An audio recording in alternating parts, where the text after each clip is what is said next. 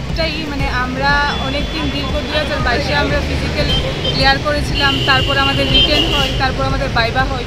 তো সব কিছু ক্লিয়ার করার পর আমাদের মেরিট লিস্টটা বেরিয়েছিল এপ্রিল মাসের 3 তারিখে। তো এটা অনেক লেট হয়ে গেছে, প্লাস আমরা এখানে যে ক্যান্ডিডেটগুলি আছি সবার ওভারএজ হয়ে গেছে আর কি। তো আমরা এটাই চাই, মাননীয় মুখ্যমন্ত্রীর কাছে একটাই দাবি চাই যে আমাদের একটু ওয়েটিং লিস্টটা যাতে দেওয়া হয়, কারণ আমাদের সাথে এরকম ক্যান্ডিডেট আছে যারা এসএসসিতে অলরেডি চাকরি পেয়ে গেছে। তো আমরা চাই যদি ওদের জায়গাতে আমাদের পোস্টগুলি দেওয়া হয় তাহলে আমাদের মতো পরিবারগুলি বেঁচে যাবে, প্লাস আমাদের ফিউচারটাও একটা জায়গায় যেয়ে পৌঁছবে।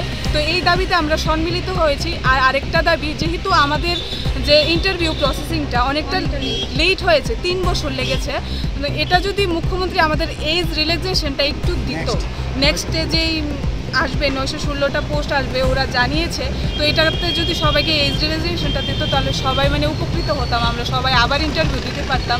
আর এখন মূলত আমাদের একটাই দাবি, যারা আমাদের এসএসসি জিডিতে সিলেক্টেড হয়ে গেছে তারা আবার ত্রিপুরা পুলিশে সিলেক্টেড হয়েছে, ওদের জায়গাতে আমাদের যদি জয়েন করাতো তাহলে আমরা খুব উপকৃত হতাম।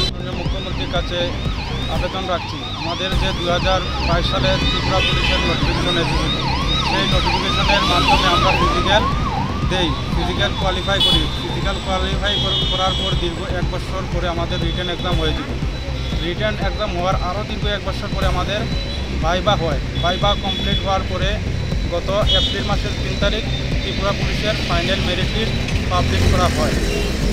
এই ফাইনাল মেরিট লিস্টে আমাদের অনেক পরিচিত বন্ধু বা ভাই বোনরা ত্রিপুরা সরকার এবং ভারত সরকারের বিভিন্ন চাকরিতে ওরা অলরেডি জব পেয়ে গেছে। যেহেতু প্রসেসটা 2.5 থেকে 3 বছরের বেশি সময় লেগেছে, এই মধ্যবর্তী সময়ে অনেকেই এসএসসি জিডি বা ত্রিপুরার আরও বিভিন্ন চাকরিতে ওরা যোগদান দিয়েছে। তাই ওরা বর্তমানে এখন অনেকেই জয়েন করবে না।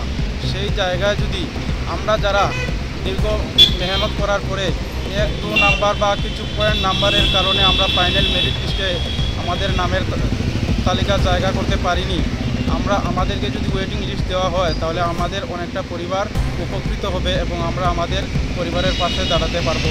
এটা আমি আপনাদের মাধ্যমে রাজ্যের মাননীয় মুখ্যমন্ত্রী ও ত্রিপুরা পুলিশের মহানির্দেশক মাননীয় ডিজিপি মহাশয়ের কাছে আবেদন রাখছি।